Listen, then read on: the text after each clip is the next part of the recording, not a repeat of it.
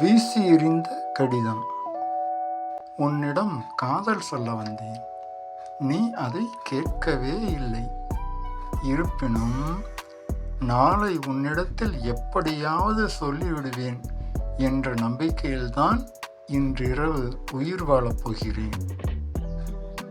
இருந்தாலும் நீ என்னிடத்தில் வாங்கி வீசி எறிந்த கடிதம் ஒன்று என் காதலை இந்த உலகிற்கு சொல்லிக்கொண்டே இருக்கிறது.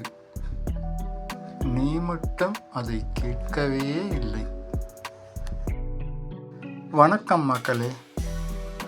கவிஞர் பிரமிழ் தெரியுமா உங்களுக்கு? அவருடைய ஒரு மிகச்சிறந்த கவிதை,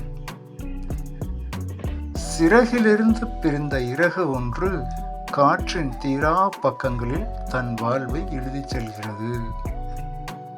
அதாவது பறவையோடைய சிறகிலிருந்து பிரிஞ்ச ஒரு இறகு அப்படியே காற்றுல மெல்ல மெல்ல அசைஞ்சு கீழே விழுது. அப்படி காற்றுல அசைஞ்சு வரும்போது கவிஞருக்கு என்ன தோணுதுன்னா, அப்படி அசைஞ்சு வருது, அது காற்றில் ஏதோ எழுதிக்கிட்டே வர்ற மாதிரி தெரியுதான். அப்படி எழுதுறது தான் பறவையின் வாழ்வு. அது காற்றின் தீரா பக்கங்களில் எழுதுது அப்படின்னு சொல்கிறாரு. இது அவருடைய பீட் பண்ணிக்க முடியாத ஒரு கற்பனை.